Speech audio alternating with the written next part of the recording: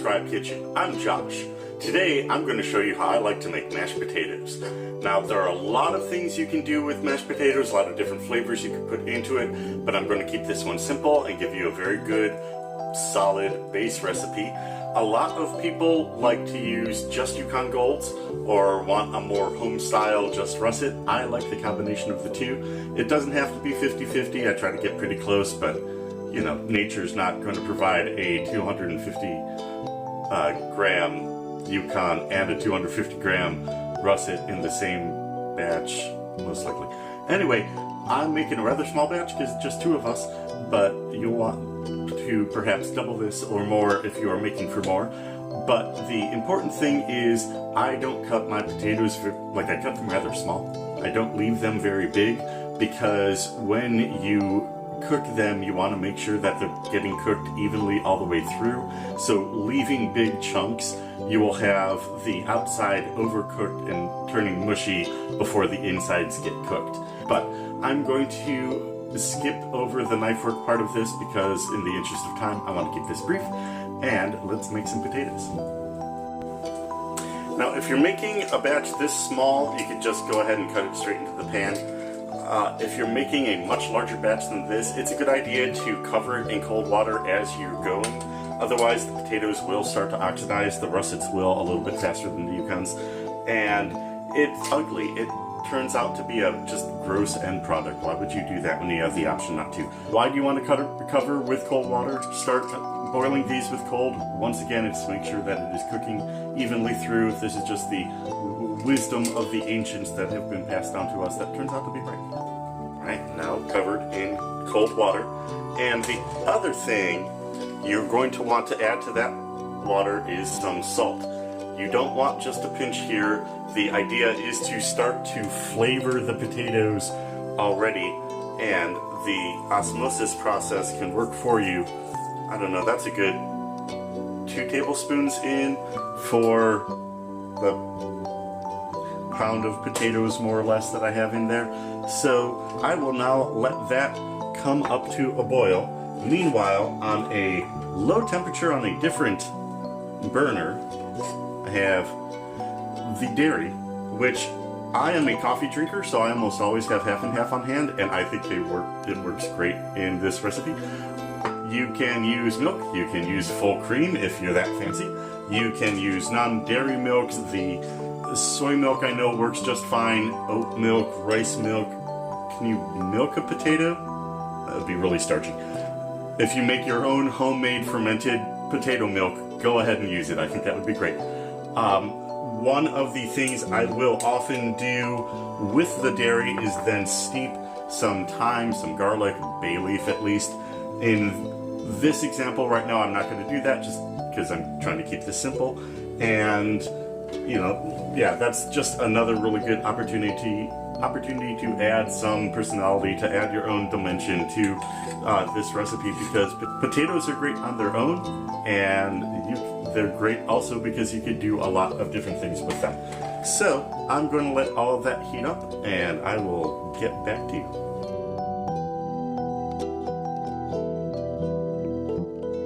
It's been about 24 minutes since I started them under the cold water, and you can see the edges on the potatoes aren't quite as sharp as the knife cuts were. The best way to tell is find one of the bigger chunks and see if it is tender, to see if you can get through it. So there's one of the bigger russets, and oh yeah, I can easily get into that one. Let's find one of the Yukons that appears to be pretty big, at least for my cuts, and yep, go right into it. So I'm going to say those are ready to move to our next step and drain them. And now, one of the few single-use items that I really love in my kitchen, my potato ricer. It's simple to use. I will rice it right back into that same pot because I want both the potato and the dairy to be warm when I combine them. And it is. It is as simple as that. Now, if you don't mind the skins in them, there they are. Since I already cut them pretty small, you're not going to get those gigantic chunks of potato skins that you would if you just cut the potatoes in half and threw them in. So I'm going to add it to this one.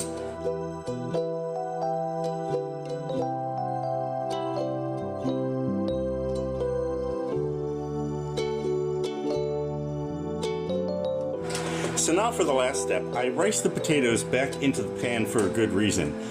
I believe it was that he would now cook the potatoes again and just try to get all of that remaining steam out of it, like all of the water out, so that way the starch then bonds to the liquid in the milk better. So this is an unnecessary step, but I'm going to let that cook just a little bit. And now, little by little, I will add the dairy.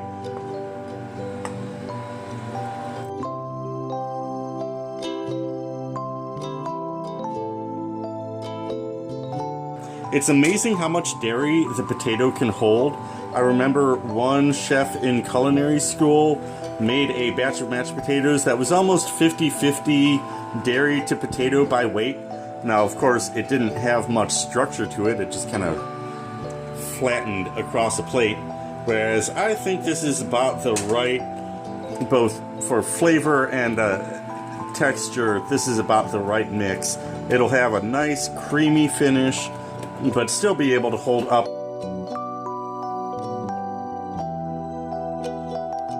If I was going to add cheese to this, this would be the time right after you add the last of the milk. But you can see that is a nice creamy product. And of course you have to taste it. This is going to need several cracks of black pepper, but let's see where it starts. Oh yeah, and I don't think I'm going to need to add much more salt to it because I salted that water pretty well. So this should be right about on point.